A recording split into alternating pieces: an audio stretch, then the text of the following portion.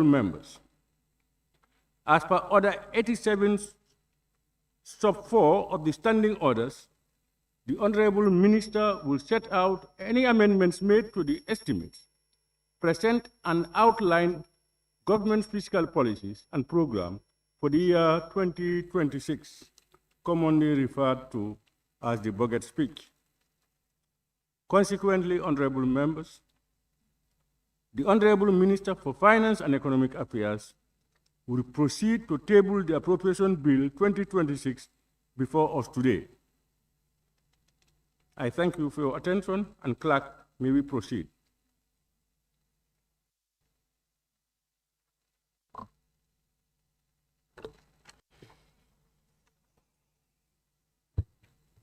Bill, Appropriation Bill 2026. First reading by the Honorable Minister for Finance and Economic Affairs.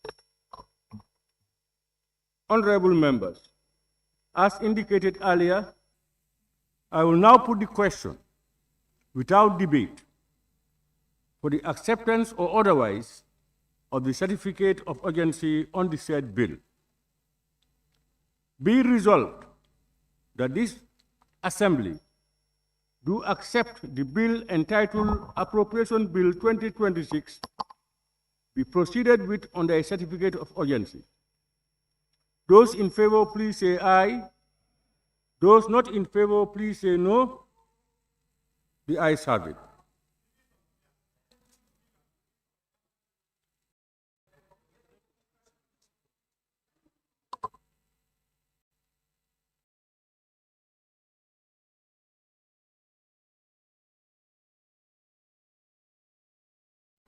I had only a lone voice.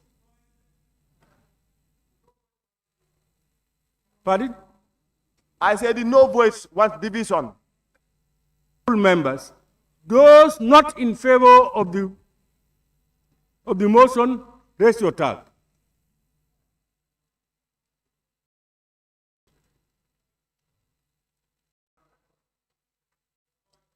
Those in favor, raise your hands.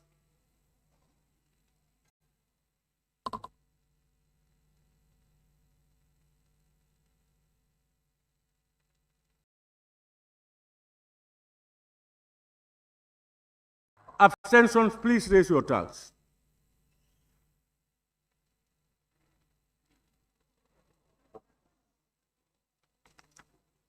Who is calling? Are you calling my attention?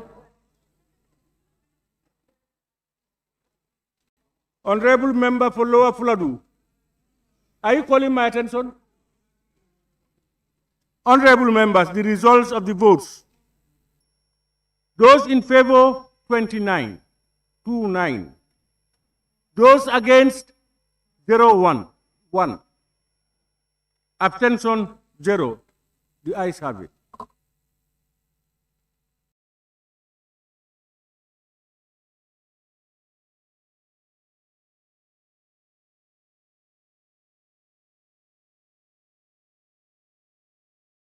Honorable members, I now invite the Honorable Minister for Finance and Economic Affairs to take the podium and table his bill. Honorable Minister.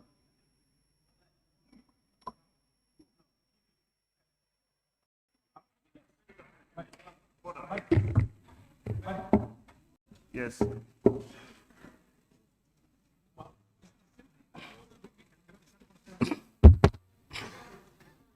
Minister. Lower Fuladu, yes? What are you up to? Oh.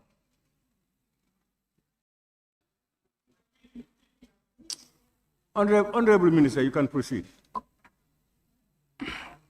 Good morning, Honorable Speakers, and Your Excellency, the Vice President and colleague ministers, dignitaries here present, all other protocols duly and respectively observed.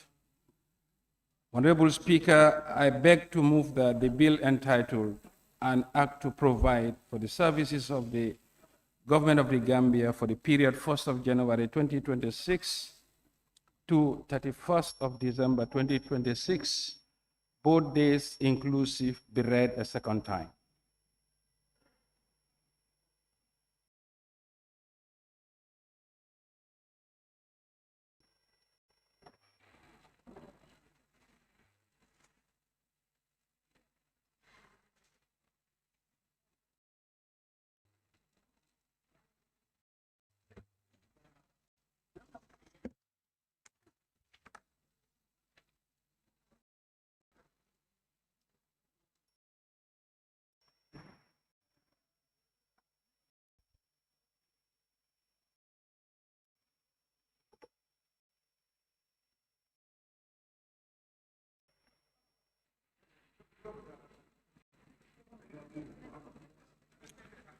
Yeah.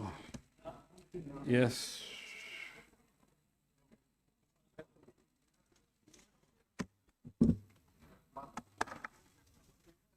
It's okay. It's okay.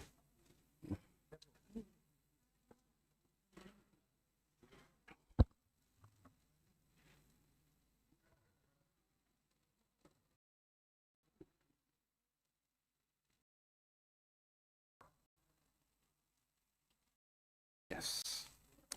Honorable Speaker, the government of the Gambia, under the leadership of His Excellency, the President Adama Barrow, remain committed to advancing public financial management reforms aimed at improving service delivery to the Gambian people.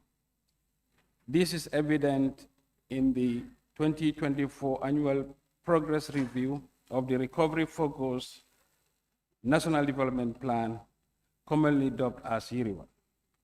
The review highlighted significant progress in macroeconomic management, infrastructure development, increased access to electricity, and establishment of schools outside a 2-kilometer radius of existing ones. The global economy is characterized by increased fragmentation and protectionism. Consequently, growth is forecasted to slow from 3.3% in 2024 to 3.2% in 2025, and further to 3.1% in 2026. On the domestic front, economic performance has gained momentum. Real GDP is estimated at 5.9% in 2025 compared to 5.6% in 2024. This is supported by macroeconomic stability, enhanced agricultural productivity, government commitment to close the infrastructure deficit, growth in tourism arrivals, and robust inflow of remittances. These compare favorably to the sub-Saharan African average of 3.9% in 2024, and 4% in 2025, and 4.2% in 2026. The sustained tight monetary policy rate of 17% since August 2023 by the Central Bank of the Gambia and improved domestic supply conditions have successfully reduced the inflation from 10% in September 2024 to 7.4% in September 2025, and declined further to 7% as of October 2025. The rate of the depreciation of the dollar has slowed down in 2025 compared to a year ago. In the first 9 months of 2025, it has narrowed to 5.2% for the US dollar, 10% for the euro, and 9.7% for the CFA, compared to the same period last year, in which 10.5%, 15.5%, and 11.1% was recorded for the US dollar, euro, and CFA, respectively. His Excellency Adama Barrow, the President, is championing the implementation of domestic resource mobilization reforms to foster sustainable growth, promote economic diversification, and enhancing resilience against external shocks as the country moves towards the 2026 and beyond. Revenue performance has been robust over the years, with tax revenue exceeding target. Resultantly, tax to GDP is estimated to increase to 12% in 2025 and is projected to reach 13.2% in 2026. This expected improvement is due to the ongoing and planned reform measures being implemented by the government, However, it remains below the OECD and Sub-Saharan African average of 34% and 16% in 2024, respectively. In the medium term, domestic resource mobilization target is to reach the Sub-Saharan African average. On the public expenditure, despite fiscal pressures, the government has completed construction of phase 1 and 2 of the OIC road with 35% domestic funding. The Kiang West, which is 87 kilometers, Nyomi Hakalang, 85 kilometers, are completed, and the ongoing Kabada Road of 102 kilometers roads are fully funded from domestic resources. In addition, the government has embarked on the construction of key priority roads network with total length of 365 kilometers. To boost the agricultural productivity and reduce input costs for farmers, government has provided considerable subsidies to crop financing and fertilizer purchase, amounting to 900 million, as well as high-yielding seeds at no cost to farmers. To strengthen the financial position of the National Food Security Services Processing and Marketing Company, the government has provided them with 300 million as equity investment in the next year. The government has subsidized the electricity sector to the tune of 1.3 billion in 2024 and allocated 1 billion in 2025 and 2026 budgets. And currently, the arrears of car power have been fully paid by the government in collaboration with partners. In 2026, the government will continue to support various life-changing programs and projects despite fiscal constraints. The overall fiscal deficit in the 2026 budget is projected to narrow to 1% of the GDP compared to 1.3% in 2025. This fiscal consolidation is intended to reduce the borrowing needs of the government, to ensure debt sustainability, and to ease access to private sector credit. In the face of the global economic uncertainties, the theme of the 2026 budget is improving the well-being and the quality of life of Gambians. These guides our 3 core objectives: to sustain macroeconomic stability through prudent policies and to deepen structural reforms for a resilient economy, and to strengthen the public financial management for the efficient use of our national resources. Hence, the investment in human capital sectors such as health, education, and agriculture amount to 18.6 billion, representing 35% of the total budget, representing the highest allocation to these sectors. Macroeconomic overview. Honorable Speaker, developments in the global economy, despite the tariff shocks being less severe than initially anticipated, uncertainty regarding the stability and direction of the global economy has intensified. As a result, global growth is forecasted to slow from 3.3% in 2024 to 3.2% in 2025 and further to 3.1% in 2026. The slowdown reflects uncertainties ranging from cuts to development aid and increased fragmentation and protectionism. Growth in advanced economies is projected to be 1.6% in 2025 and 2026, in line with the United States slowing to 2% in 2025 and gain slightly 2.1% in 2026. The weak growth is on account of policy uncertainties, higher trade barriers, and lower growth in both the labor force and employment.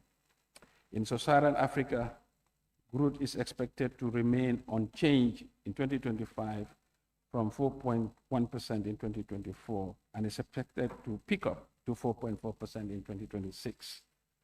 The global inflation is expected to decline to 4.2% in 2025 and to 3.7% in 2026, with notable variation across regions and countries. The global outlook is faced with prolonged uncertainty, more protectionism, and labor supply shocks, fiscal vulnerabilities, potential financial market corrections, and the erosion of institutions could threaten stability. Developments in the domestic economy. Honorable Speaker, the recovery process in the domestic economy continued to gain momentum Consequently, the real GDP is expected to grow to 5.9% in 2025, following a preliminary projections of 5.6 in 2024. This will be supported by slower inflation, a stable exchange rate, booming construction activities, enhanced agricultural productivity, ongoing growth in tourism arrivals, and robust remittance inflows. This year's agricultural season has benefited from above average rainfall, coupled with support by the government and development partners. Similarly, growth in the livestock subsector, fishing and aquaculture are estimated to be resilient. While the forestry and the logging subsector is expected to register a modest growth due to policy position on the ban of timber export. Overall, agriculture sector is expected to grow by 5.1% in 2025. Growth of the industrial sector is estimated to reach 6% in 2025 compared to 5.3% recorded in 2024. This is being supported by government's commitment to close the infrastructure deficit and robust inflows of remittances. On the electricity, the gradual increase in domestic generation and the operationalization of the 225 kilowatt hour transmission line and import diversifications have improved supply side. The mining and manufacturing subsectors are estimated to sustain the growth on account of increased construction activities and local demand. The service sector is estimated to expand by 6% in 2025. This is supported by the initiatives from the Gambia Tourism Board and other sector players. Wholesale and retail trade is being driven by rising consumer spending following the stabilization of prices and increased diaspora remittances. Transport sector is benefiting from the robust infrastructure development and enhanced ferry services. Information and communication is benefiting from stiff competition among the mobile network operators and the increasing data usage, while financial and insurance is riding on improved bank capitalization and robust growth in the fintech sector. On the price stability, the declining global commodity prices, coupled with the sustained tight monetary policy stand by the central bank, has triggered moderation in inflation pressures. Inflation has been consistently declining in the first 6 months. However, an uptick was witnessed in July and August. As of end September 2025, a decline was observed and is expected to remain on a downward trend by the year end. Exchange rate stability has been restored, supported by forex policy introduced in 2023, increased tourist receipts, and steady inflows of private remittances. The continued implementation of the domestic resource mobilization reforms is bearing fruits. Domestic revenue collection for the first 9 months of 2025 amounted to 28.8 billion against a target of 22 billion. Relative to the same period in 2024, domestic revenue recorded a growth of 22%. Tax collection exceeded target by 15% as of end of September 2025, while non-tax underperformed. Grant disbursement are on track. Overall, the revenue and grants outturn is anticipated to be on target.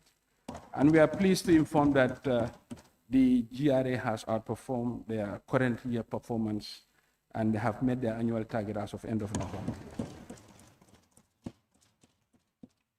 On the spending side, the implementation of the 2025 budget faced pressures related to the 2024 outstanding commitments of about $690 million, which were carried over to 2025. On budgeted transfers linked to earmarked revenues of about 1.6 billion and contingent liabilities from the state-owned enterprises. Total expenditure for the first 9 months of 2025 stood at 36.3 billion, representing an execution rate of 103% against target. However, due to reprioritization, overall expenditure is expected to be within budget by the year end. Because of the higher expenditure pressures and underperforming non-tax revenues, The overall deficit, including grants, amounted to 7 billion during the first 9 months of 2025. The budget deficit is projected to narrow towards the target due to expected disbursement in budget support at the end of the year. On the public debt, the debt stock remains high but sustainable, with a total debt of 110 billion in 2023, which increased to 29 billion in 2024. This is attributable to exchange rate depreciation and additional stock accumulation of the debt. Measures to achieve debt sustainability will include the following: borrowing at highly concessional terms, reduction of the fiscal deficit, and an annual borrowing plan. Key sectors: finance and economic affairs. Honorable Speaker, the government of the Gambia, in collaboration with the IMF, completed the 4th review of the Gambia's extended credit facility and the 1st review of the resilient and sustainability facility. The performance under the ongoing ECF and RSF has been strong, reflecting the government's adherence to improving macro-fiscal management and implementation of reforms. On June 18, 2025, the World Bank published the outcome of the Country Policy and Institutional Assessment, otherwise called CPIA, for 2024. The CPIA assesses each either eligible country policies and institutional framework for fostering poverty reduction and sustainable growth, and provides an indication of the ability to use development assistance effectively. The overall score of the 2024 CPIA for the Gambia is 3.2%. These represent an improvement from the CPI rating of 3.1% in 2023. The score not only surpasses the sub-Saharan African average of 3.1, but the highest in the country's history since the start of the exercise. This performance indicates the current administration's effort in institutional reform, economic management, social protection, human capital development, and investment in infrastructure. These investments have leapfrogged the country's development agenda. In addition, the higher score implies access to more resources from World Bank and African Development Banks, respectively. The government of the Gambia has shown notable improvements in the fight against corruption and improved transparency. In 2024, the Corruption Perception Index, CPI, published by the Transparency International, indicated a score of 38, and the score in 2016 was 26, and the highest in the last 10 years. This compares favorably to the Sub-Saharan African average of 33. This has led the Gambia's ranking to improve to 96 out of 180 countries in 2024, from a ranking of 145 in 2016. These improvements were as a result of digitalization of public services, procurement reforms, implementation of governance, diagnostic roadmap, and the ongoing anti-corruption reforms. The ministry is expanding the program-based budgeting pilot from 5 ministries to 15 ministries, departments, and agencies. This strategic shift is designed to tighten the alignment of the MDA programs with the recovery-focused National Development Plan. This will ensure that the MDAs are focused on outputs rather than inputs, enhance effectiveness of public spending, and ensure that they directly serve our national priorities. Government has developed a medium-term roadmap to mainstream gender-responsive budgeting. This initiative will integrate gender analysis into policy and budgetary decisions to address inequalities and advance gender equality. In the Gambia, the demand for infrastructure remains high amid limited fiscal space. To address this, the government of the Gambia continues to promote PPPs, that is public-private partnerships, as a strategic approach to mobilize private sector resources, expertise, and innovation in complementing public investments. In this regard, the government of the Gambia made progress in advancing the national PPP bill. Once it comes into force, the PPP Act, together with the draft PPP operational guidelines, will provide a comprehensive legal and institutional framework to boost investor confidence, ensure transparency, and enhance private sector participation in national development. Productive sectors, agriculture. The Ministry of Agriculture, Livestock and Food Security, with support from partners, continue to drive its transformation agenda, guided by the Recovery-Focused National Development Plan, 2023 to 2027. The sector saw a 6% increase in the cultivated land, totaling 179,663 hectares, with cereal cultivation rising by 8% and rice by 4%.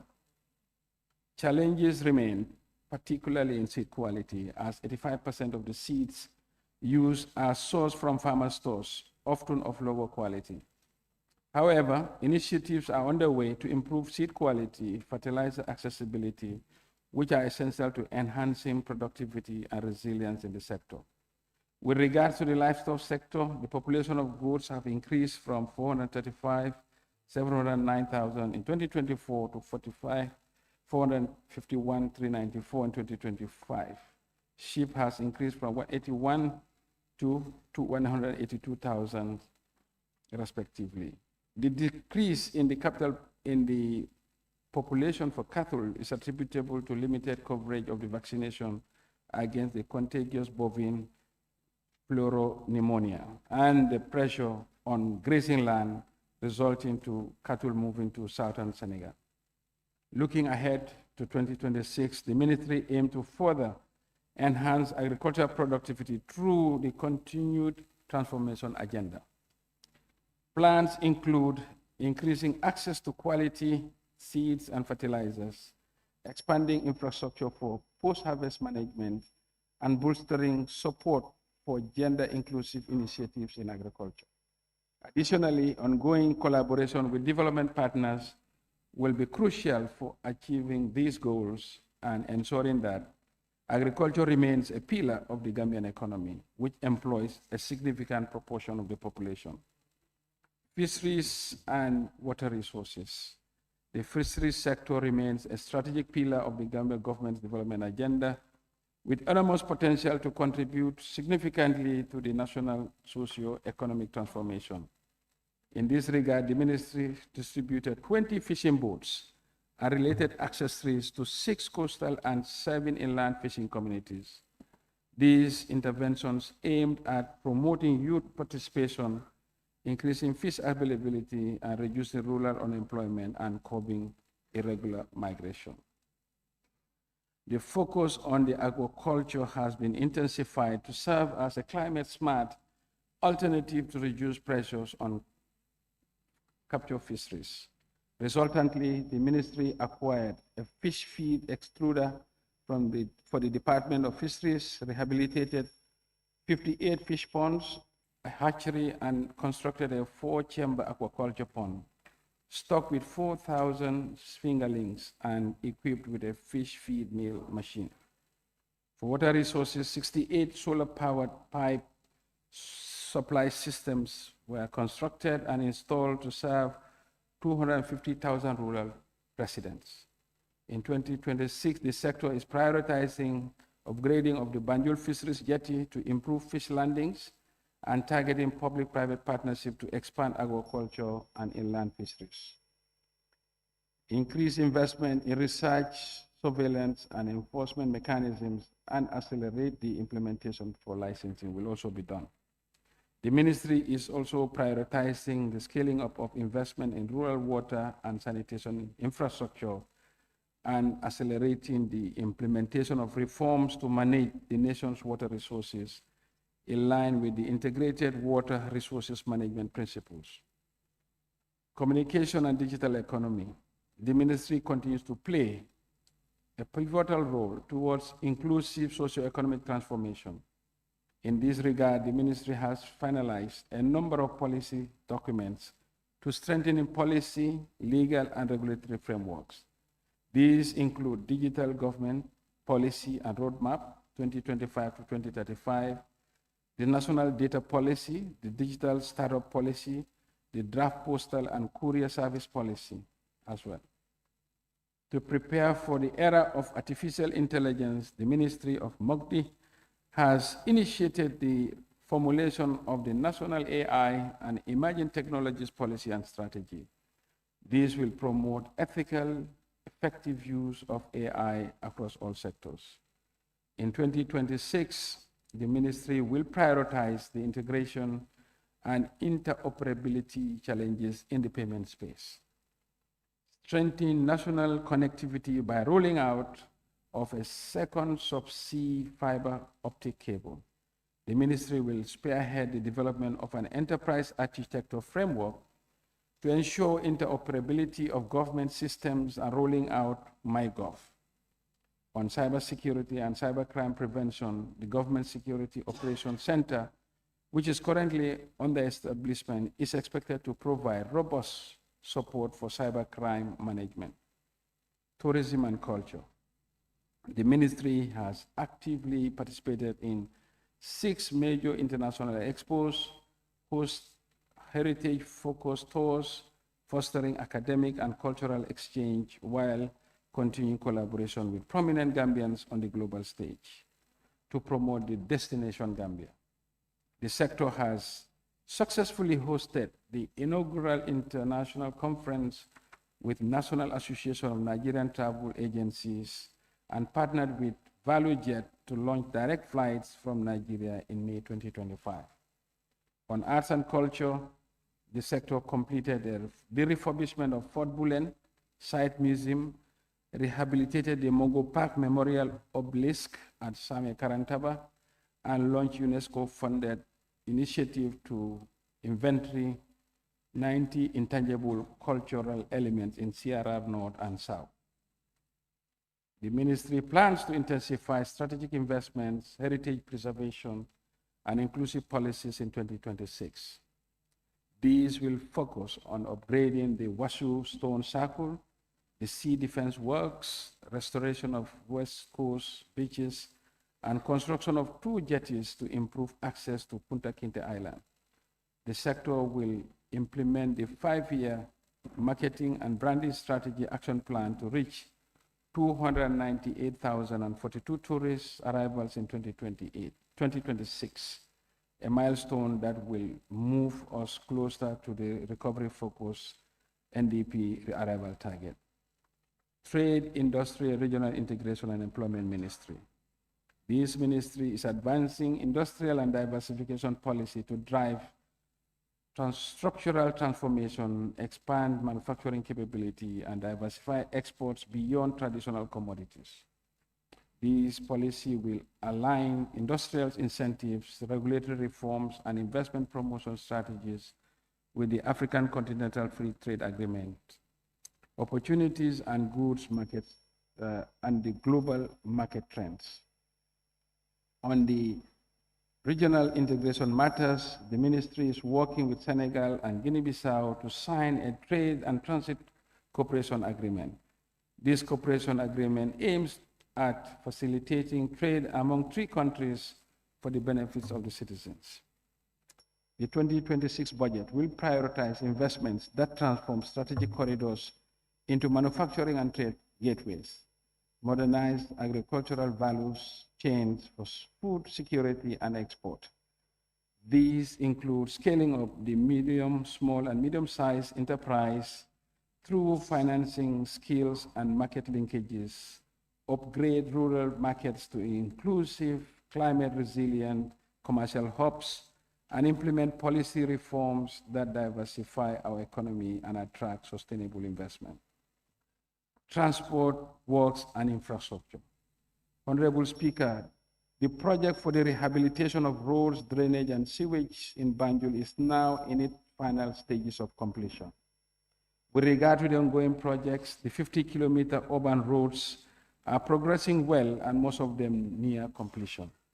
Similarly, significant progress has been registered in the Bani Salikenye Njabakunda Road, Brufut Madiana Banyaka, and Kunkuja Mariama roads, standing at 85% and 87% respectively. In total, 365 key priority roads in 8 lots nationwide were constructed with an overall completion rate of 70%. On the maritime subsector, the pavement of the acquired properties in Havdai have improved the waiting times for the clearing of goods and cargo from the port of Banjul from 343 hours to now 82 hours.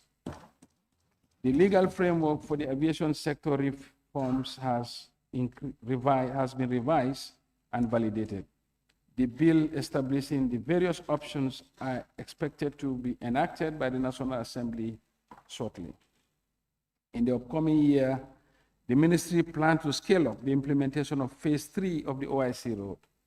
This will address most of the safety deficiencies and the issues relating to the congestion of roundabouts and some of the heavily traveled intersections. The Sanyang Deep Sea Port project is expected to commence early next year. This project has the potential to attract bigger and deeper draft vessels with huge opportunities to impact on the freight charges.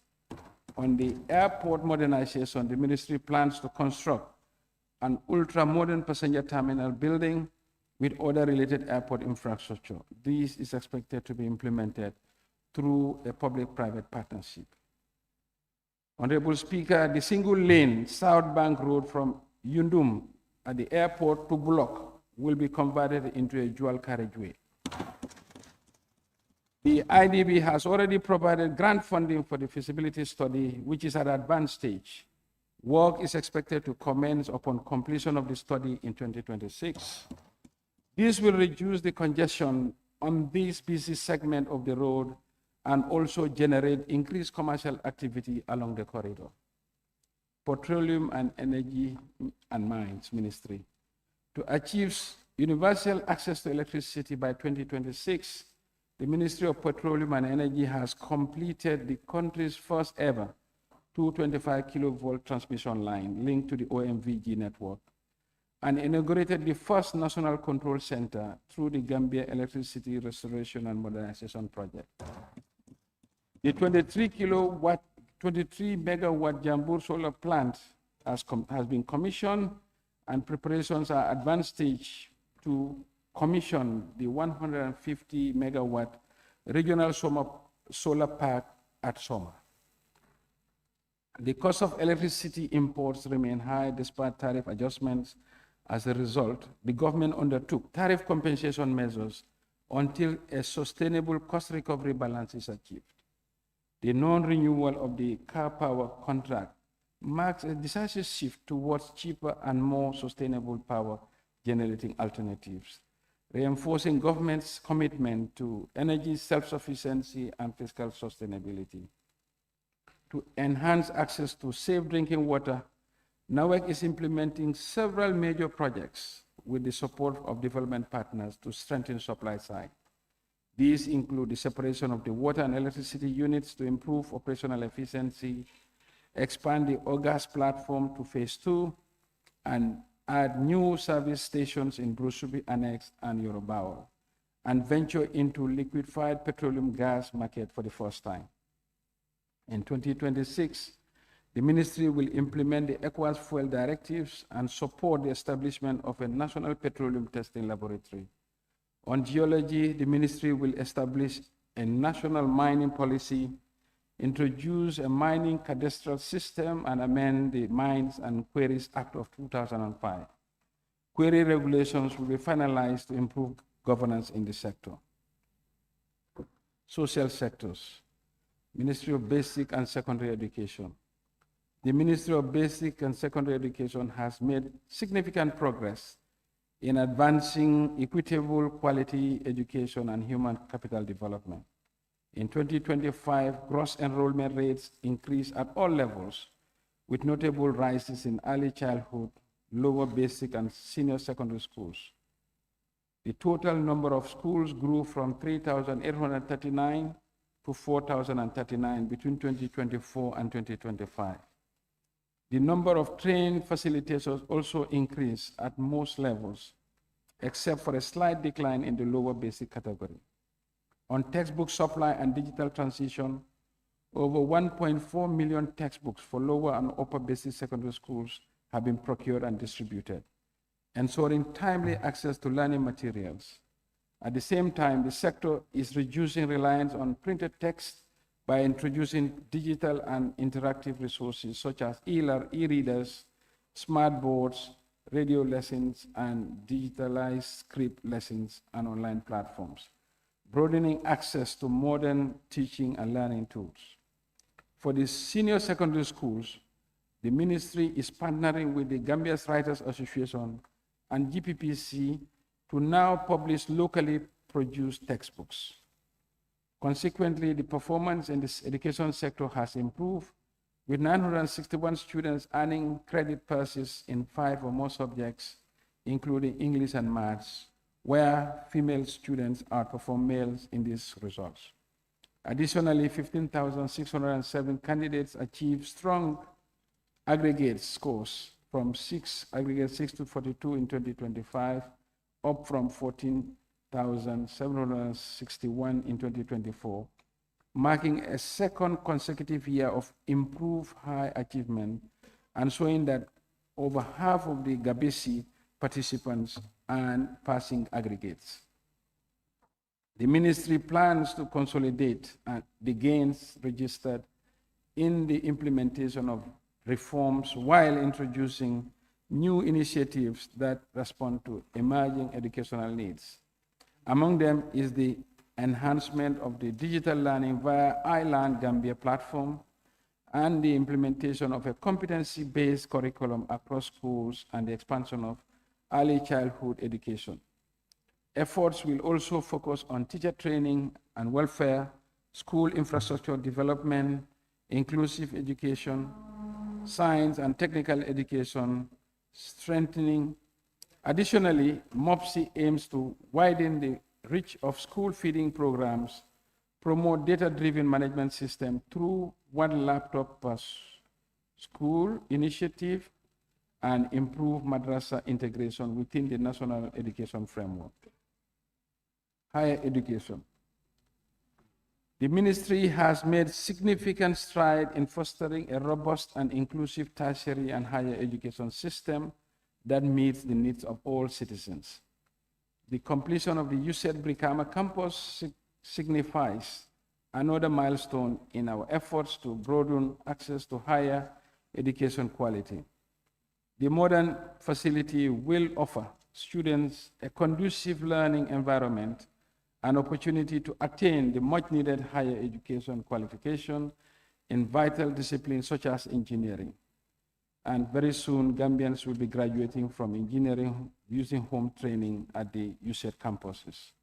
The campus is fitted with contemporary industry standard equipment capable of producing essential tools and parts for various sectors of our economy.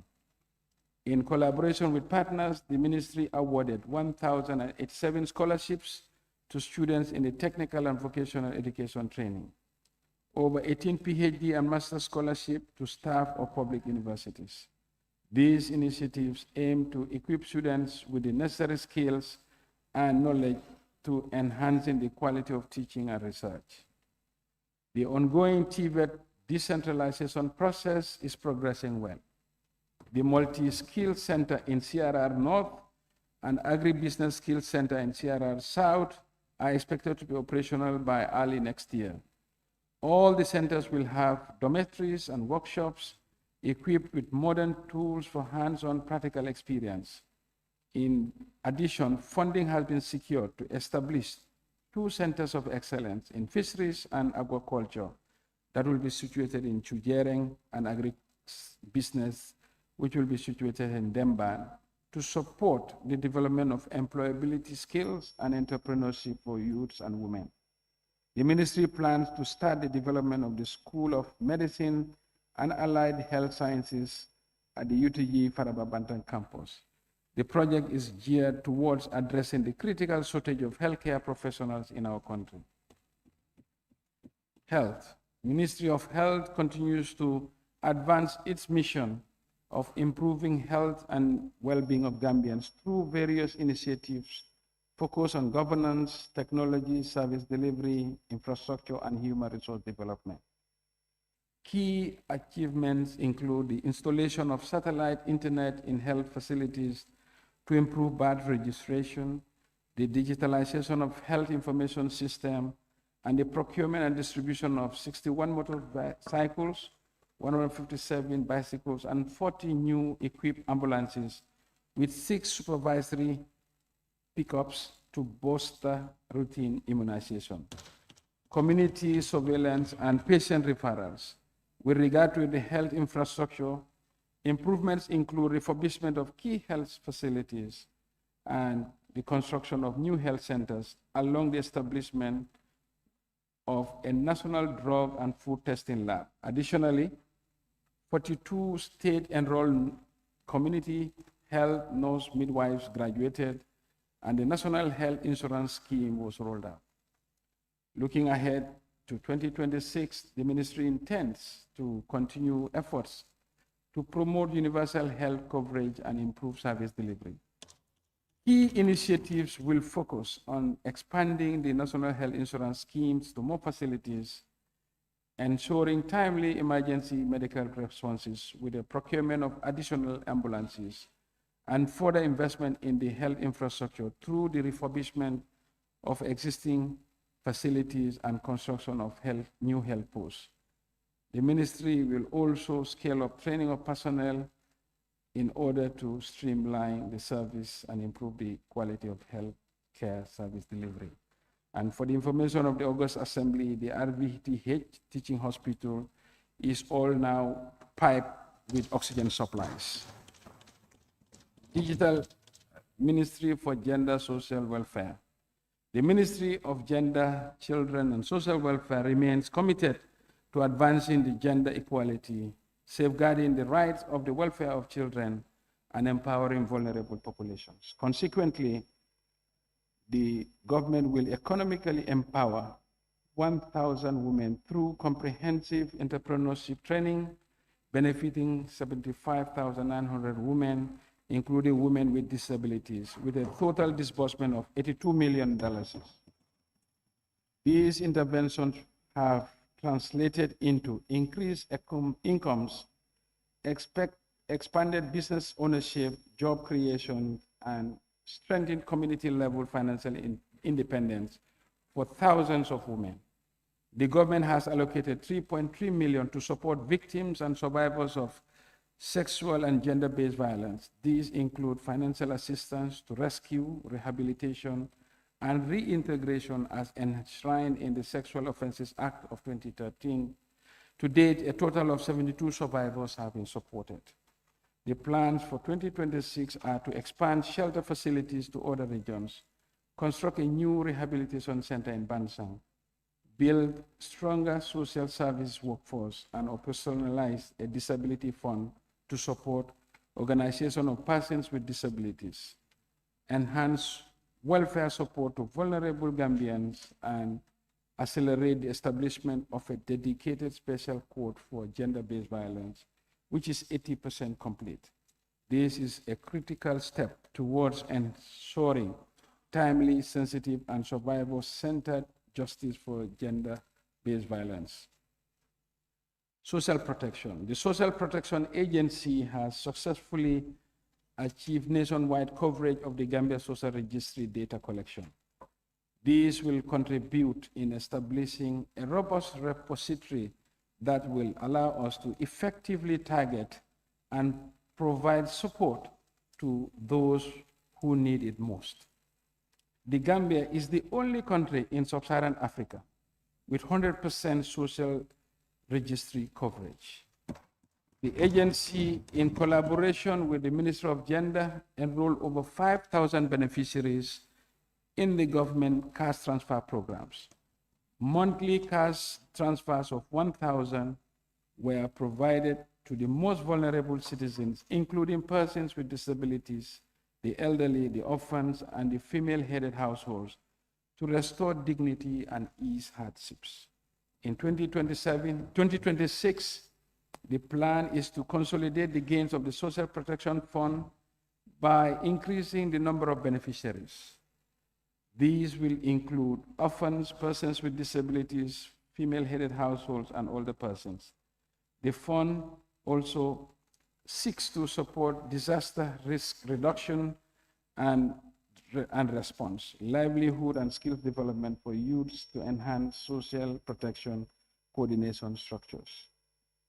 We are expected to double the number of social protection intervention next year. Youth and sports.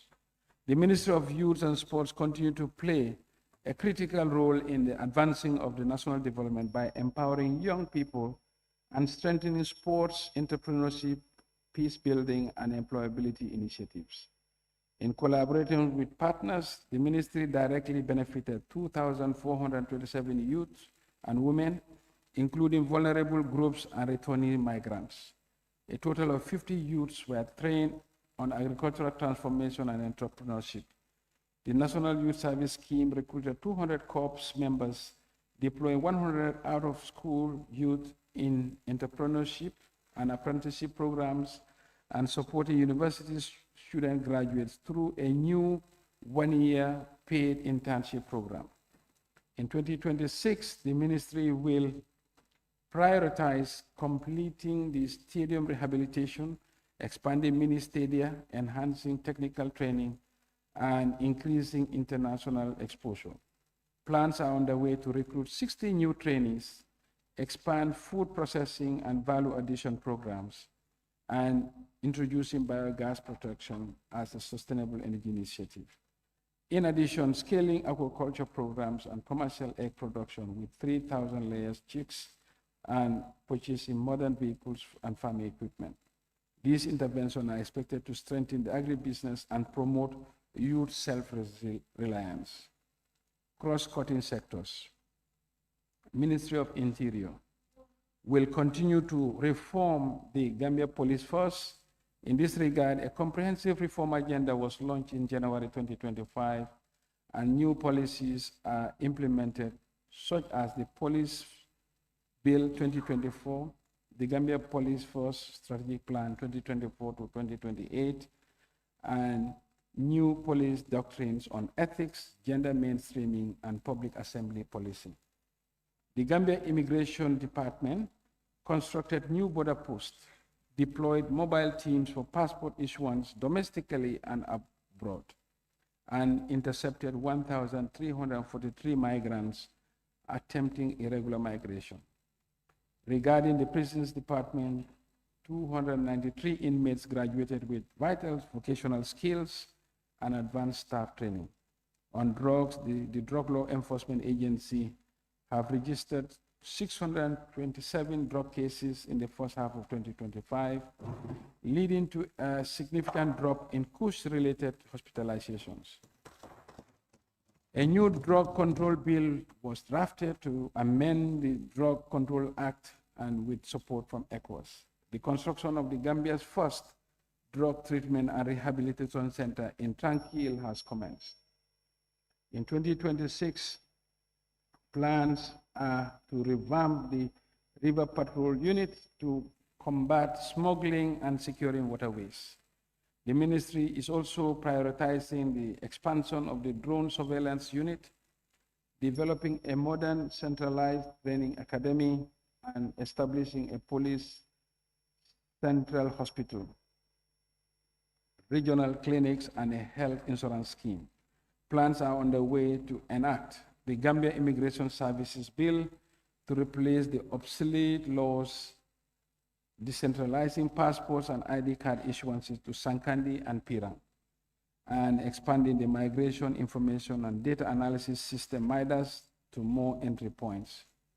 On information, Mr. Speaker, the ministry remains committed to digital transformation, media empowerment, and public accountability. It is against this backdrop the ministry conducts ministerial town hall meetings, otherwise known as Masakunda, press conferences and documentaries, weekly government updates, and engage in a nationwide campaign on misinformation and disinformation, reaching both rural and urban population.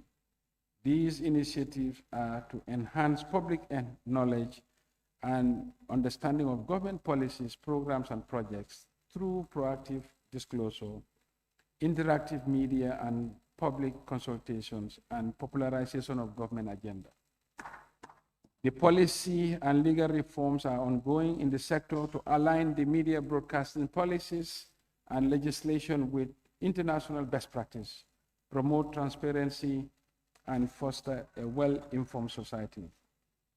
Thus, the enactment of the Information and Media Broadcasting Bill and its related regulations on the access to information law. The strategic priorities in 2026 will focus on reforming the Department of Information Services and repositioning it to be a vibrant public information service provider. These will ensure that citizens are consistently informed about government activities and policies to foster a more open, accountable, and dynamic information environment. Establish a central media accreditation committee that will ensure that competent persons of high moral integrity will be providing information to the public.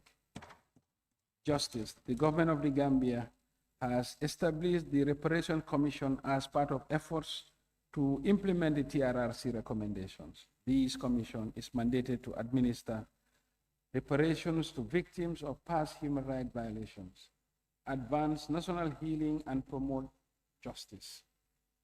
The Gambia government has initiated the implementation of Special Prosecutor's Office and the Anti-Corruption Commission, both of which were established through legislative enactment by the National Assembly to address high-profile TRRC-related cases and to strengthen the fight against corruption. The recruitment of the Anti-Corruption Commission members is at the final stages, after which the appointments will be submitted to the National Assembly for approval, reaffirming government's strong commitment to operationalize the commission and ensuring credible anti-corruption commission. And for the information of the August Assembly, the National Assembly has confirmed the appointment of the 3 commissioners brought to this House. To strengthen service delivery and accountability in upcoming year, the ministry is prioritizing the introduction of a comprehensive case management system. This digital platform will address inefficiencies such as duplicated efforts and lost case files, while laying the foundation for an integrated justice system. The Ministry for Public Service Administrative Reform, Policy Coordination and Delivery, I otherwise call this ministry the Ministry of the Government. As part of the civil service reform, the ministry and partners have carried out a functional review of the MDAs to streamline and rationalize the overlapping role conflicts with a view of making government more efficient and effective. Similarly, a capacity gap assessment was conducted with relevant cadres. This is geared towards formulating competency development programs relevant to these cadres. Recently, staff audits were carried out at three of the biggest ministries, respectively, Ministry of Basic Education, Ministry of Health, and Ministry of Agriculture. This will help to keep track of the attrition rate and manage the wage bill. In 2026, there are plans to link the biometric systems to the government payroll and an executive dashboard for the executive. This will strengthen accountability and reduce absenteeism.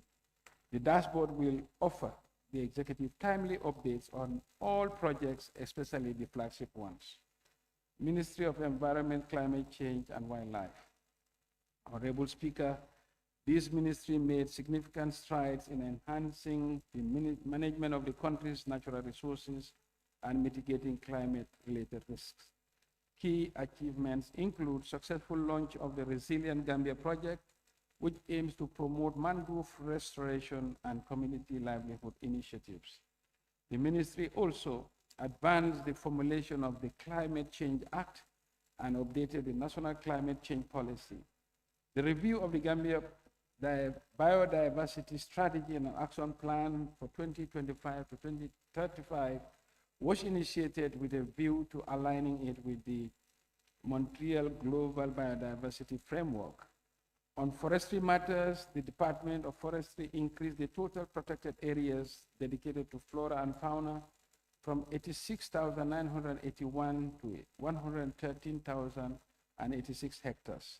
The focus on the community-based forestry enterprises led to the establishment of 20 new businesses utilizing non-timber forest products, fostering both ecological sustainability and economic opportunity among local communities.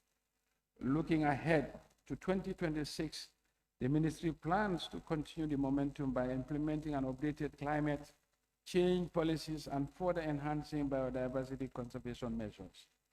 Efforts will target encroachment and illegal dumping while supporting the training of local communities.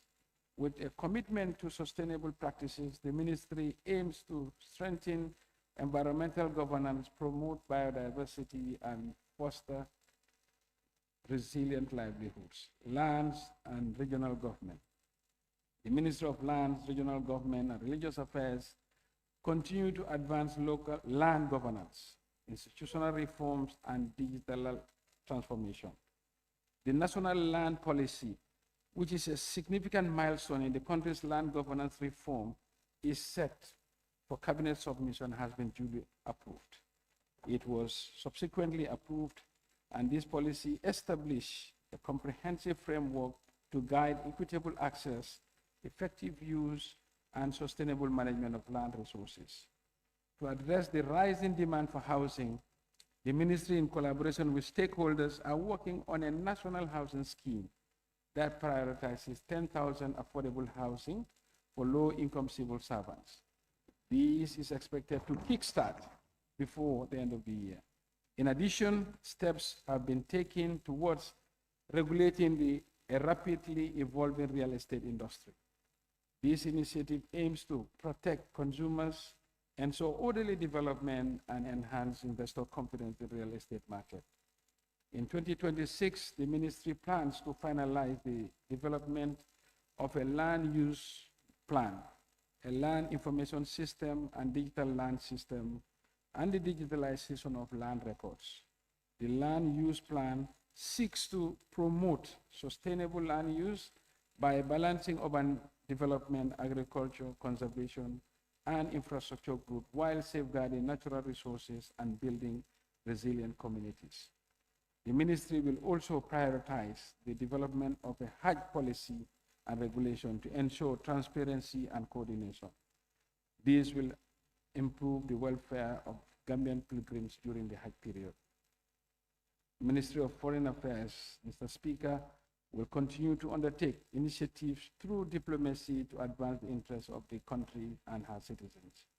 The Gambia remains active internationally, especially as the chair of the OIC, to expand engagements, cooperations, and peaceful conflict resolutions.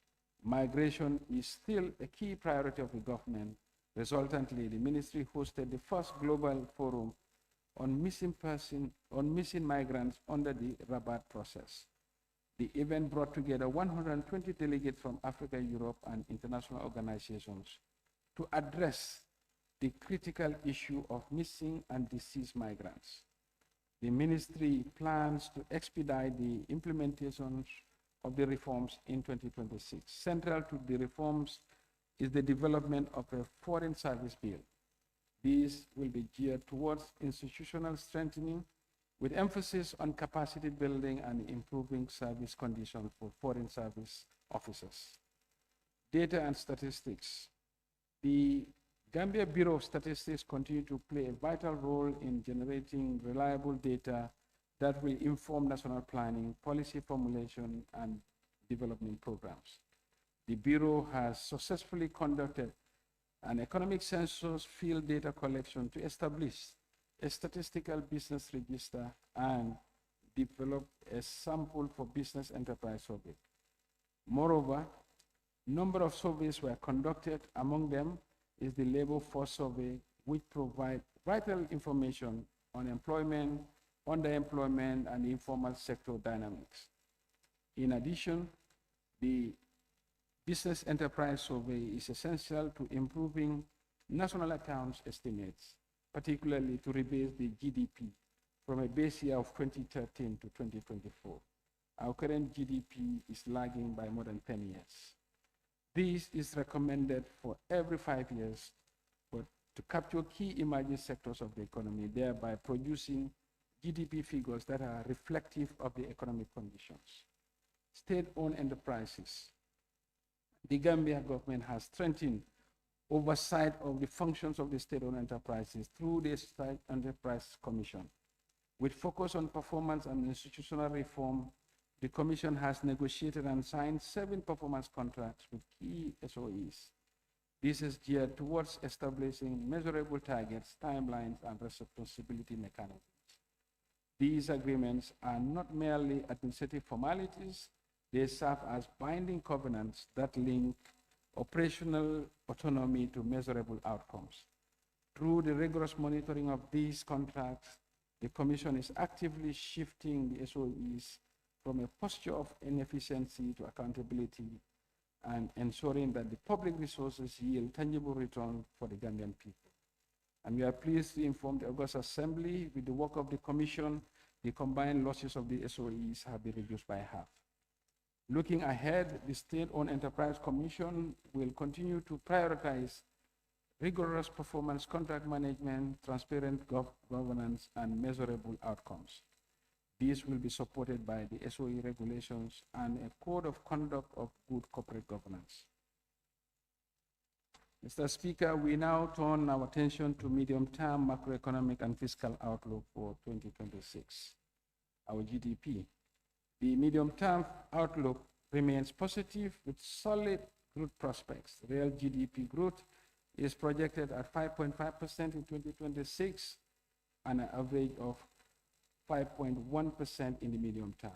These will benefit from the acceleration of structural reforms as outlined in the NDP, growing digitalization of the economy, and envisage macroeconomic stability on account of easing inflation and exchange rate pressures.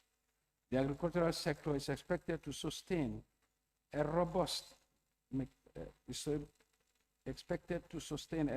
growth momentum, building on current government and on the current government and the development partners' initiatives, such as distribution of matching grants, continued fertilizer support, and the use of high-yield crops, and enhanced groundnut price support.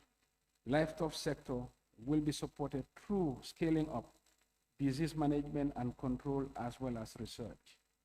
Growth in this industry will be driven by the completion of ongoing construction of roads, plans to initiate new projects, and resilient remittance inflows. And retained funds are expected to be anchored in the private sector funded projects. The completion of the 225 kilovolt transmission line is expected to enhance the power purchase and sales and reduce distribution losses and increase the efficiency in the energy sector. The service sector is expected to expand, assuming a broader macroeconomic stability in 2026. Beyond stability, growth will be driven by rebuilding the modernization of tourism infrastructures, attracting both new arrivals and repeaters through destination marketing, broadening the tourism package, as well as to cover the niche market by the GT board. Inflation. The inflationary pressures are expected to ease in 2026 and in the medium term. This will be supported by the easing of global commodity prices, the restrictive monetary policy stance, and growth in domestic production and continued fiscal consolidation efforts by the government. The exchange rate stability is expected to be sustained in the medium term, supported by the enhanced foreign exchange policy, tourism remittances, tourism revenues, remittances, and disbursements from development partners. Fiscal outlook, revenue and grants. In the medium term, strong revenue performance will be supported by ongoing policy reforms, growing digitalization of the economy, and broader economic stability. Revenue and grants are expected to total 50.3 billion in 2026, with 32.2 billion coming from domestic sources and 18.1 from external sources. Tax revenue is anticipated to increase by 13% relative to the previous budget, amounting to 27 billion in 2026. This will be driven by digitalization of tax and custom administration following the launch of the Integrated Tax Administration System, otherwise known as ITAS, and rolling out of the ASCUDA, streamlining incentives and the implementation of reforms that will prioritize that are prioritized as in the domestic resource mobilization strategy, which targets a tax to GDP ratio of 15% by 2030. The growth in the tax revenue will be driven by various tax heads. Personal income tax is expected to benefit from enhanced enforcement, rolling out of rental income solution and tax audits, while corporate income tax is expected to improve on account of enhanced compliance among donor-funded projects. The ongoing audit of major public works contractors is expected to address long-standing loopholes in the tax compliance and underreporting. With the expected rollout of the revenue assurance solution before the end of the year, the excise telecom is projected to grow by 40% in 2026, reaching 659 million. Value-added tax is expected to grow significantly, driven by the implementation of a new electronic invoicing solution, which is aimed at improving compliance and reducing fraud. Non-tax revenue is projected at 5.2 billion, which is 2.5% of the GDP in 2026. These will be supported by the planned and ongoing efforts by the government to increase revenue collection by the agencies. Higher dividend from the SOEs and the disbursement of 1.5 billion from the Africa 50 Asset Recycling Program for the Senegal. 89, the emerging geopolitical tensions and shifting priorities for development partners have risen uncertainty on grants. Despite this, project grants are expected to be 14.4 billion, while budget support is expected at 3.7 billion, of which 2.5 billion is from the World Bank, 597 million from the EU, and 528 million from the African Development Bank. Expenditure. In 2026, total expenditure is expected to reach 52.4 billion, representing a nominal growth of 12% relative to the 2025 budget.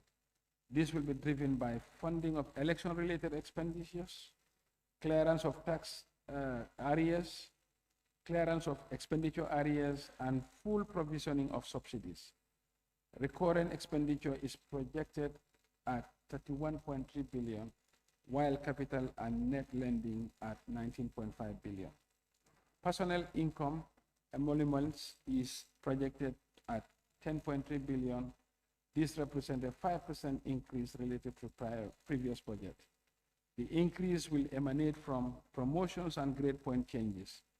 The salary increment for civil servants last year, which brought the total salary increase to 110% under the current administration, has continued to improve the well-being of Gambians. Other charges will be driven by the funding of election-related activities, clearance of domestic areas, and the full provision of subsidies and electricity subsidy particularly. Capital expenditure will be composed of project grants and loan finance. The GLF funded will be relatively low. However, most of the projects, particularly roads, are now being financed through resources mobilized by the National Road Authority under the National Road Fund under the Ministry of Transport. To ensure fiscal sustainability in the medium term, the Trust of the Medium Term Expenditure Fiscal Framework, the MTEF, is expected to keep expenditure growth below that of the nominal GDP. However, the medium-term fiscal consolidation is supported by reforms on the program based budgeting, which is a pilot from last year, rationalizing redundant agencies, prioritizing investment, and overhauling the SOEs and strengthening their management over the medium term. Budget deficit and financing. In 2026, the government targeted an overall deficit of 2.1 billion, which is 1% of the GDP. This is the lowest deficit. This lower deficit target than the previous envisaged year arises from the need to contain domestic borrowing, and it has been the lowest deficit in the last 10 years. This consolidation path strikes a balance between still high debt vulnerabilities and needed development spending. The group financing need will be met through issuing long-term debt instruments, the Resilient and Sustainability Fund on Land Facility, rolling out short-term and concessional external debt. Public debt. To reduce debt vulnerabilities, the government will ensure debt to GDP is on a downward trend in the short to medium term. To realize this, government will continue bolstering domestic resource mobilization, strictly adhering to the agreed external borrowing plan, and ensuring that the SOEs and the PPPs do not give rise to undue fiscal risks and contingent liabilities. Resultantly, the public and publicly guaranteed debt is projected at 68.8% of the GDP in 2026 and is expected to gradually trend downwards to 58.4% by 2028. Risk to the budget. The 2026 budget is subject to downward risks, which have the potential to cause deviations. These risks may arise from global sources such as rising geopolitical and trade tensions, triggering global commodity price volatility, and the realization of these could affect macro variables that were used to anchor the budget. On the domestic front, key risks may stem from potential fiscal slippages in the run-up to the 2026 election, elevated SOE-related contingent liabilities, and the risks of rising domestic debt servicing costs, which could crowd out priority spending in the absence of robust grant support. Shifting priorities of the development partners could also affect previously supported programs on governance, health, and energy. More frequent natural disasters are threatening to damage the infrastructure and livelihood, requiring unbudgeted government interventions. On the upside, the possibility of a quicker pace of disinflation and interest rate reduction than assumed may boost demand. In addition, faster progress on reforms could boost revenue collection. Honorable Speaker, we now turn to the rationale for the 2026 budget.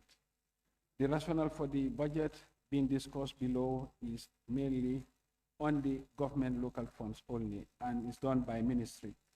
Ministry of Defense. The Ministry of Defense budget increased by 7% to 1.2 billion. A key driver of this is 820.9 million budgeted for wages and salaries, a 17% increase year on year. This is to partly cater for the terms and conditions of services of the armed forces. Food and food services for the Army increased by 7% to 160 million compared to 2025. An amount of 13.7 million is also allocated to the operations and maintenance of boats for the Navy, and a further 41 million, that is a 71% increase, has been set aside for the renovation of the military barracks. Ministry of Interior. The budget increased by 24% to 2.4 billion. Approximately 68% is allocated to personnel emoluments. Goods and services account for 538 billion, a significant increase from 2025. About 50% of the food and food services budget is for the police, 47 for the prisons, and the amount of 50 million has been budgeted for the prisons to cater for the feeding of prisoners. The budget also includes 38 million for passports and ID cards and 10.5 million for the construction of police stations. A subvention of 180 million is allocated to the Drug Law Enforcement Agency to continue the fight against drugs. Ministry of Tourism and Culture, Arts and Culture. This ministry's budget increased by 9% to 59.3 million. Key areas include wages and salaries, which is 9.5 million, and buildings and structures, 6 million. About 4 million of the 6 million budgeted for buildings and structures is to support the revamping of the Jufure Island. The ministry continues to oversee the tourism diversification and resilience project. The GT board generates revenue for the tourism development levy, expected to amount to about 200 million in 2026 for additional investment in the sector. Ministry of Foreign Affairs budget increased by 8% to 2.1 billion, largely due to the 99 million increase in personnel emoluments to cater for embassy allowances. This includes 61 million for the construction of Chancery in Abuja and Dhaka. The other increases are recorded for embassy rents, that's 89 million, purchase of fuel and lubricants, 4.2 million, and water and sewage, 3.7 million, respectively. The Ministry of Finance and Economic Affairs budget is 2.3 billion, which is a reduction of 5% from 2025. This decline is mainly due to decreases in subvention to non-financial institutions, public financial institutions, that is a reduction of 29%, and the maintenance of buildings facility, 82%. The budget includes 250 million for equity participation and 276 million for the public administration and modernization project. Furthermore, the budget also includes 870 million as subvention to the Gambia Revenue Authority. Ministry of Agriculture's budget is 1.8 billion, indicating a significant increase of 83% or 794.9 million. This is mainly driven by 900 million for input subsidies and organic fertilizer, which is a 77% increase, and 300 million for the capitalization of the GGs. The agriculture budget also includes 75 million for the purchase of tractors, and an additional 50 million has been budgeted for the insurance scheme for farmers under the Gamisal project. Honorable Speaker, we hereby inform the House that this has been the largest allocation to the sector based on our research. Ministry of Transport, Works and Infrastructure. The ministry's budget is 2 billion, which represents a 9% decrease. However, additional resources are available to the ministry to do the NRA levy. The 2026 budget includes 1.58 billion for roads, 215 million for land compensation, and 77 million for consultancies on road constructions. Ministry of Basic and Secondary Education's budget is 5.9 billion, which represents a 16.2 increase. Significant portions of the increase are for subventions and personnel emoluments. Other key items include school improvement grant of 352 million, WIAC fees 230 million, and school feeding 250 million. The budget also includes 46 million for the PAM and 24 million for the Gambia National Library Service Authority. Ministry of Health's budget is 3.1 billion, which is a 15% increase compared to the 2025 estimates. About 1.6 billion of this is for the subvention to hospitals, councils, and agencies. Other key items include drugs, dressings, and medical supplies of 241 million, payments to Cuban doctors 150 million, vaccines 50 million, and personnel emoluments 805 million. 50 million has been allocated for the National Health Insurance Scheme. For infrastructure, 33.8 million and 22 million are budgeted for health facilities and buildings, respectively. Results-based financing is also catered for with an amount of 20 million. New additions to the Ministry of Health budget include Parato Emergency Treatment Center, 51 million, and Food and Drug Lab, 39 million. Ministry of Youth and Sports. The Ministry of Youth and Sports budget is 146 million, which is an 8.3 increase, which includes allocation of 64.7 million to subvented entities. However, this is not the only resource envelope available to this ministry. The ministry is benefiting from the sports development levy, which is expected to generate about 111 million, and a 5% on the revenue from pool betting, which is estimated to generate 5 million in 2026. In addition, the youth sector is benefiting from scholarships amounting to the tune of 103 million. Ministry of Fisheries, Water Resources. The Ministry of Fisheries, Water Resources budget is 16.6 million, a 7.2% increase. Major items include 6.8 million for fish ponds, breeding 10 million for wells, boreholes and water points. The ministry is also a beneficiary of the Fisheries Development Levy, which is expected to generate about 70 million in 2026. Ministry of Petroleum and Energy's budget is 1.5 billion for 2026, indicating a 19.7% increase compared to the 1.3 billion for 2025. Key items include plant and machinery to the tune of 357 million.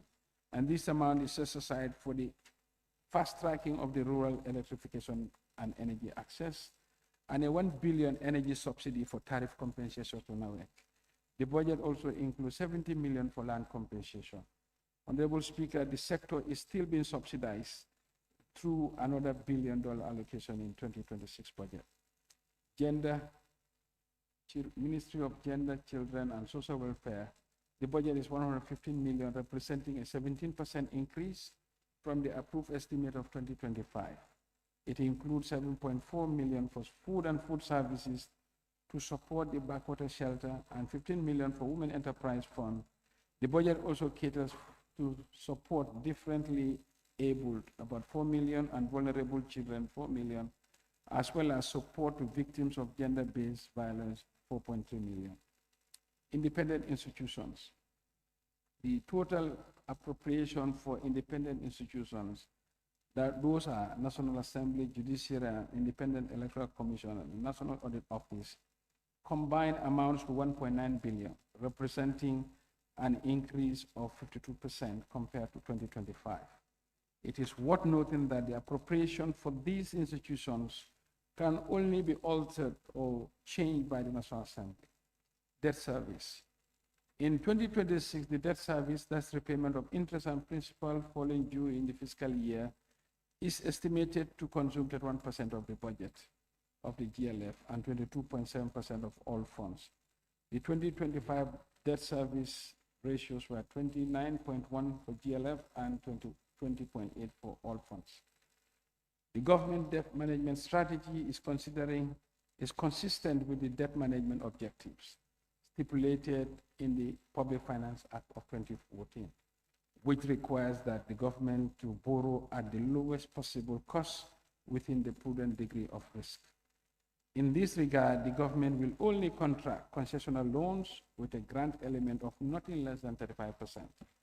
The strategy also aimed at developing a domestic debt market by lengthening the maturity profile of domestic debt and increasing the share of long-dated domestic debt instruments. Medium-term policy reforms. Honorable Speaker, to support economic stability and underpin the commitment to fiscal sustainability, the government will implement the following measures. One, strengthen public investment through the institutionalization of medium-term public investment programs for all sectors and ensuring that all public investment pass through the Gambia Strategy Review Board selection criteria. Continue the existing use of key performance indicators to monitor and analyze state-owned enterprise operations.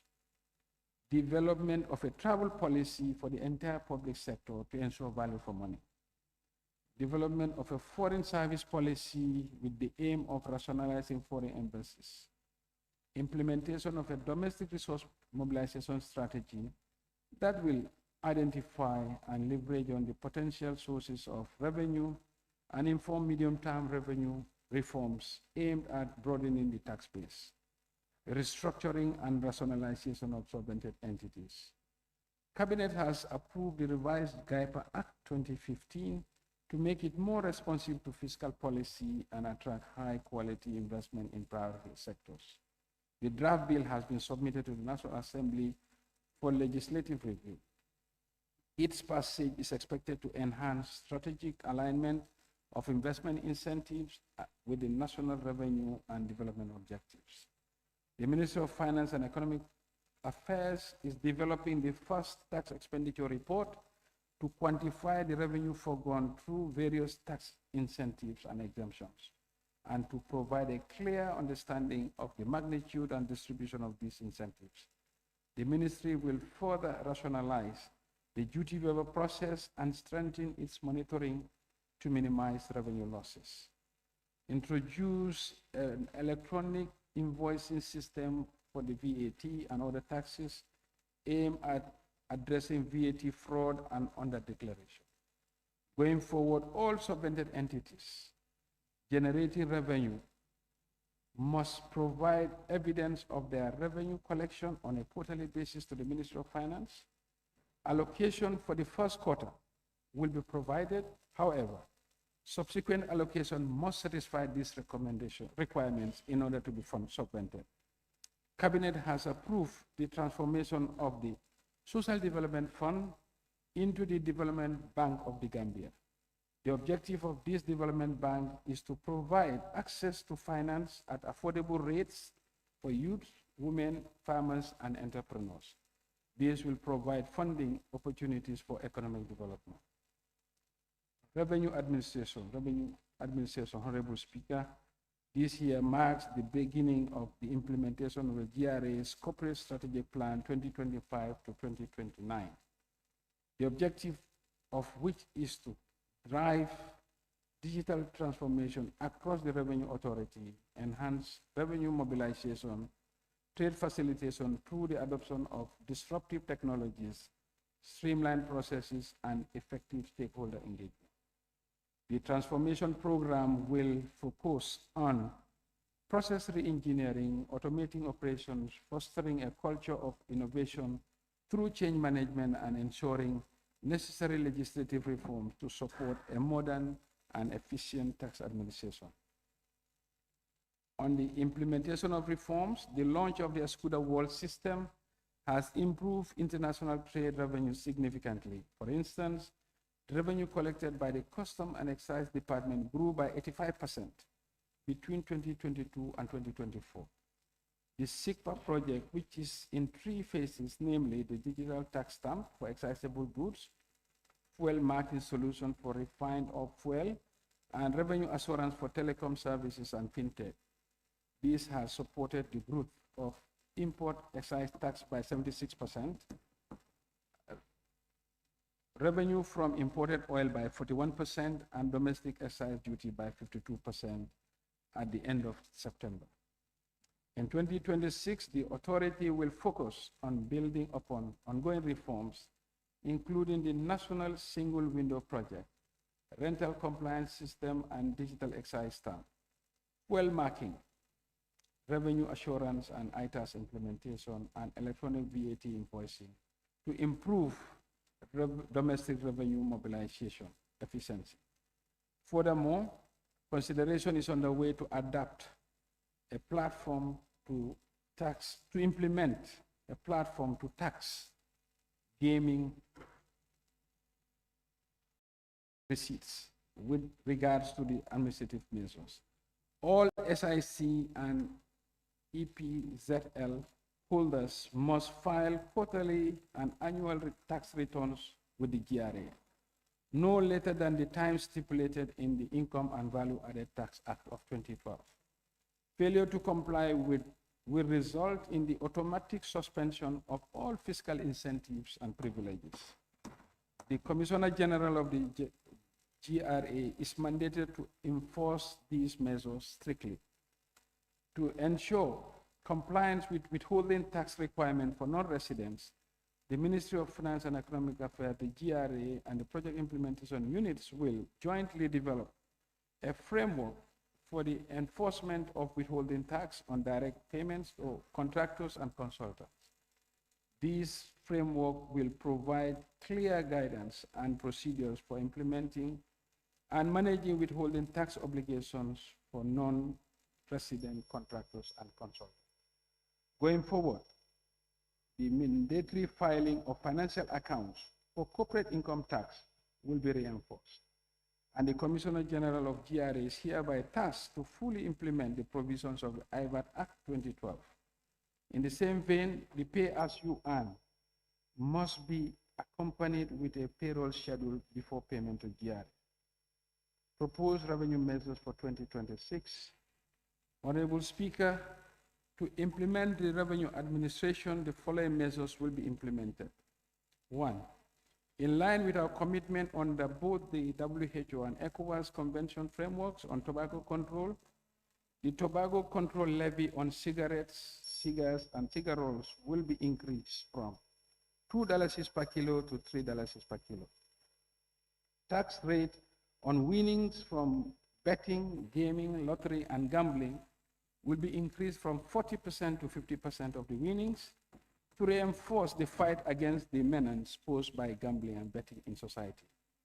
Government will also introduce a digital platform to enhance the revenue assurance of the gaming sector. Government will implement a carbon-based excise duty on fuel products to replace the existing ad valorem excise on the fuel price structure, which is in line with the commitment to combat climate change and promote energy transition efforts.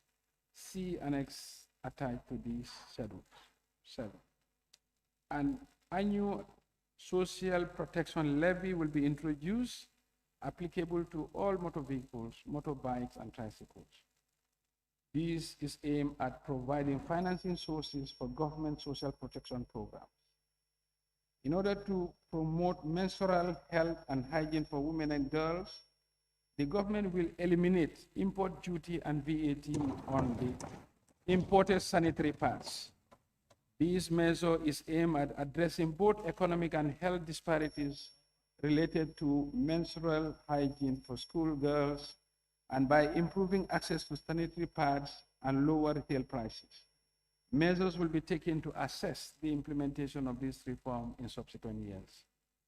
Given the low level of compliance in annual lease rental payments, Ministry of Finance, in collaboration with Ministry of Lands, Regional Integration, Regional Government, and Religious Affairs, will fully enforce the provision of the State Land Act of 1991.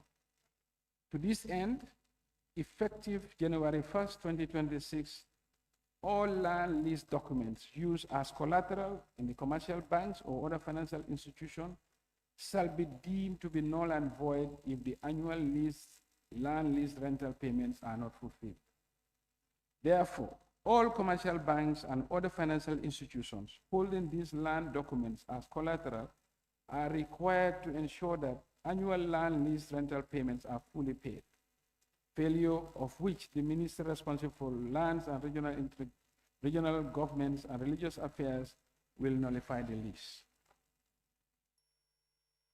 Conclusion.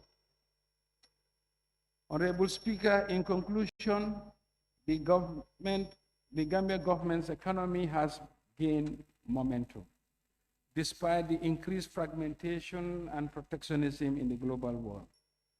This has led to a slow global growth projection in 2026.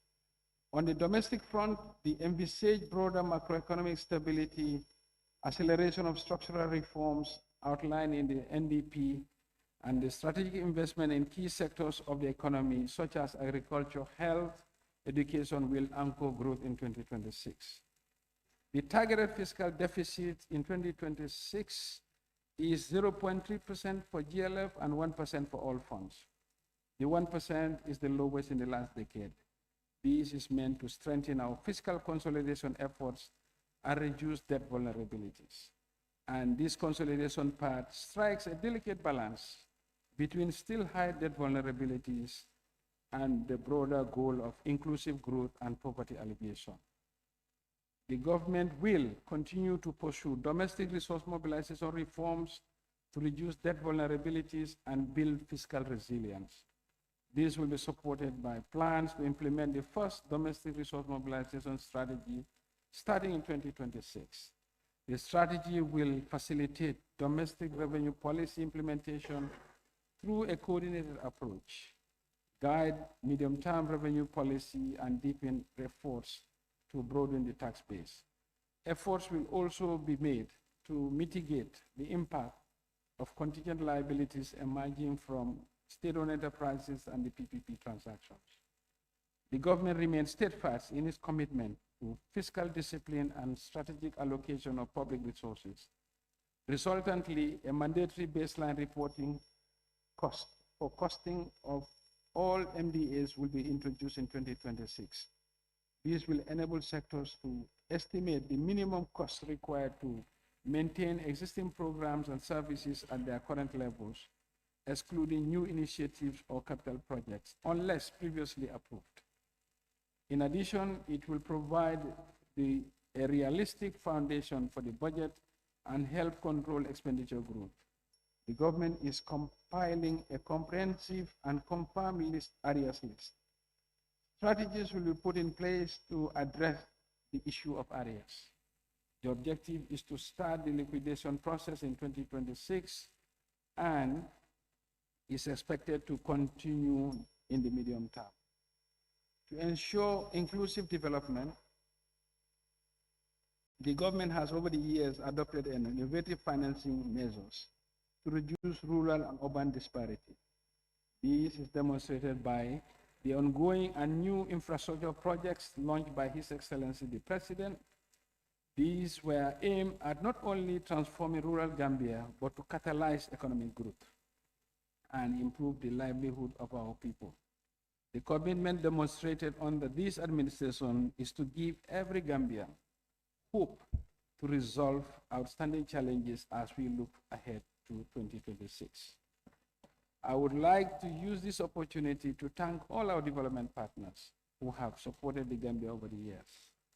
In this regard, I extend our deepest gratitude to the World Bank Group, International Monetary Fund, European Union, the African Development Bank, Islamic Development Bank Group, UN agencies, the African Union, OPEC Fund for International Development, Arab Bank for Economic Development, GIZ, IFAD, ECOWAS, and the MRC Foundation, the Commonwealth, the Red Cross, civil society organization, the Kingdoms of Saudi Arabia and Saudi Fund for Development, Kingdom of Morocco, Turkey, State of Kuwait and the Kuwaiti Fund, Russia, the People's Republic of China, Japan, South Korea, Cuba, Republic of France, United Kingdom, United States of America, Abu Dhabi Fund for Arab Economic Development, African Development Fund, ECOWAS Bank for Investment and Development, European Investment Bank,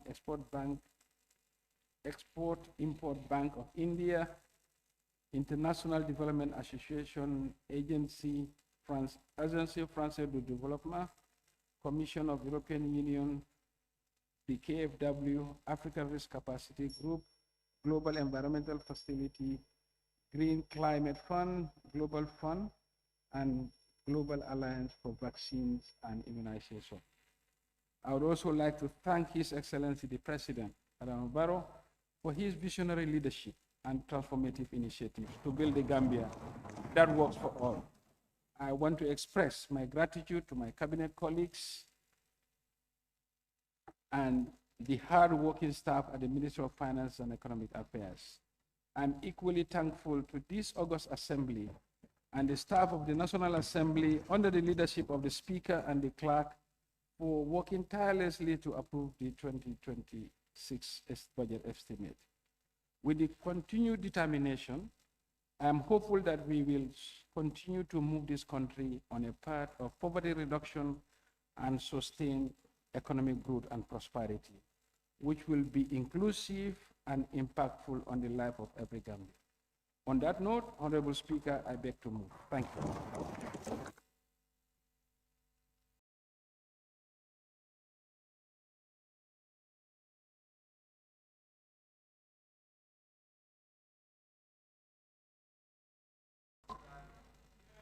Thank you very much. Honorable members, any seconder?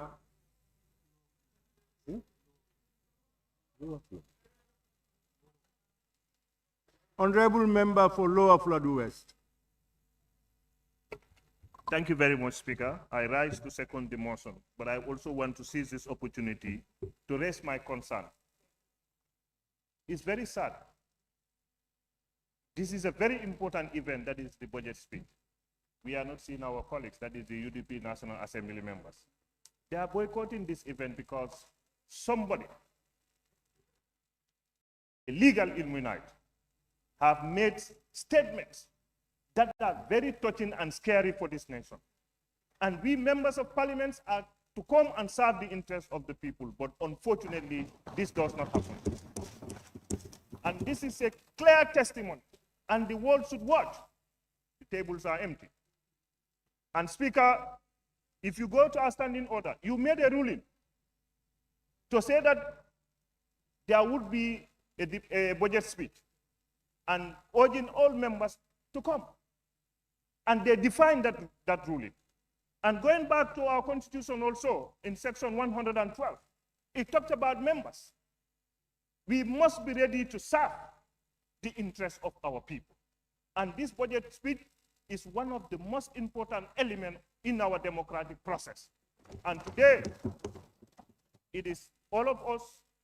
Nobody is above the law. Everybody seated here and outside, nobody is above the law. For somebody to be called for questioning warrant you to deviate from the job that you are entitled to do. This is a national event that is above personal interest, is above an individual matter. Mr. Speaker. Point of order, Honorable Speaker. Okay. Yeah.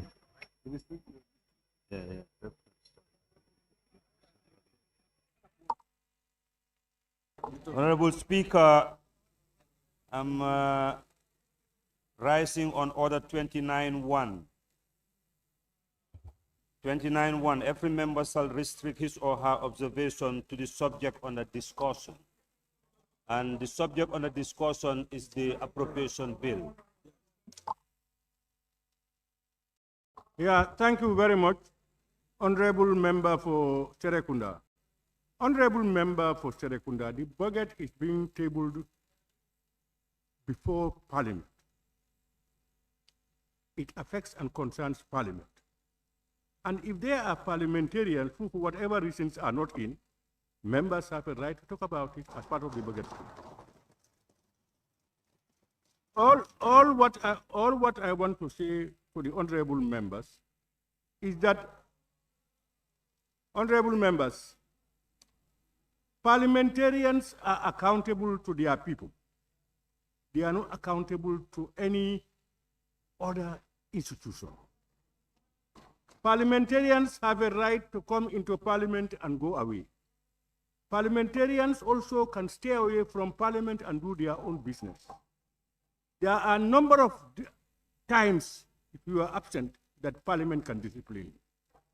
What parliament's responsibility is to inform those who they are representing that this representative is either not coming to parliament regularly or whatever. We can do that. But otherwise, hardly can we do anything except if you are in breach of the standing orders.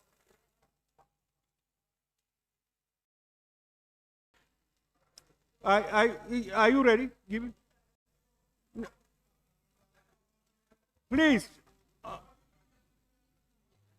honorable member for Lower Fuladu, are you ready?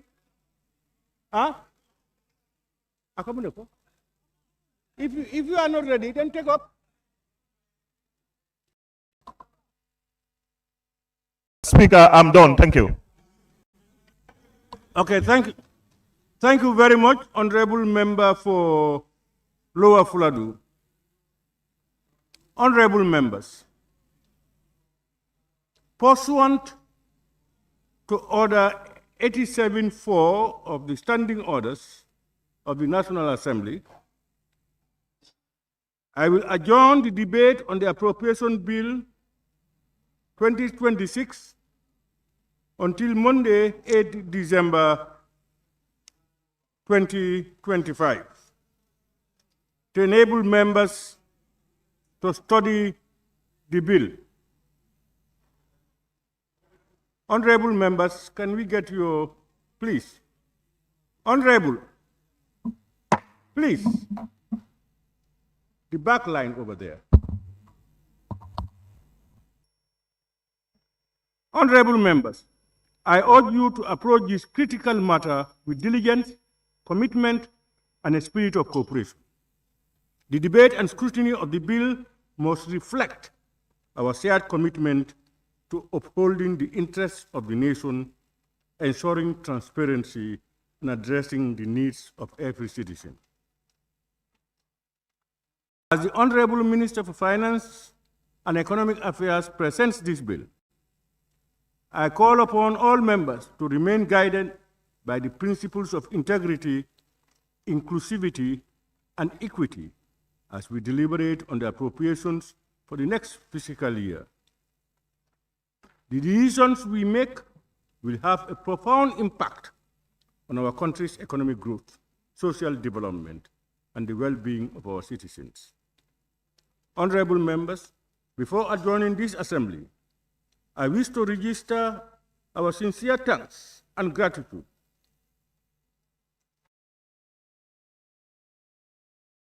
to the Honorable Minister for Finance and Economic Affairs for ably tabling the 2026 appropriation bill as required of him by the Constitution. Honorable Minister, thank you very much.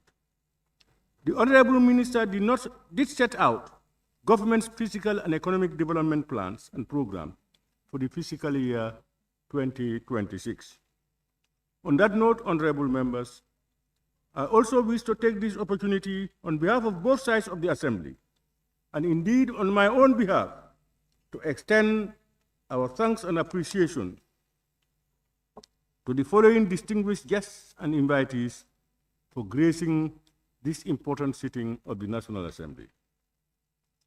His Excellency, the Vice President of the Republic, my Lord, the Chief Justice, Honorable Cabinet Ministers, members of the Diplomatic and Consular Corps, permanent secretaries and heads of institutions here in present, staff of the Ministry of Finance and Economic Affairs, senior government officials here in present, our service chiefs here in present, religious leaders, members of the press, and all other invited guests and the general public. On that note, honorable members, I now put the question. Be resolved that this August Assembly do stand adjourned until Monday, 8 December 2025 at 10 a.m. Those in favor, please say aye. Those not in favor, please say no. The ayes have it. This Assembly now stands adjourned until Monday, 8 December 2025 at 10 a.m. prompt for the debate and consideration of the Appropriation Bill 2026. I thank you.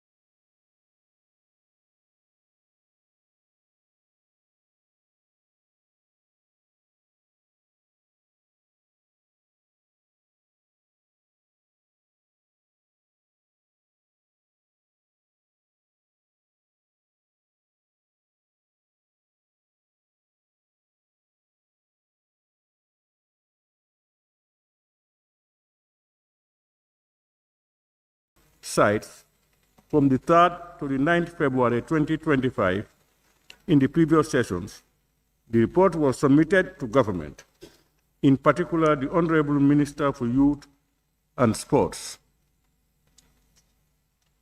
for their consideration and reply as per Order 100 of the Standing Orders of the National Assembly. Accordingly, the Honorable Minister for Youth and Sports is scheduled today for reply to the report. May I now invite the Honorable Minister for Youth and Sports to take the podium and make his statement.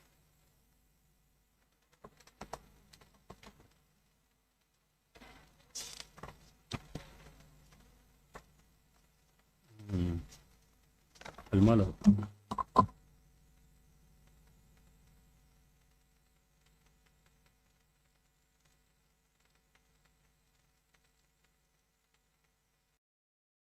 test. I think it's working. Just want to confirm if I can go ahead.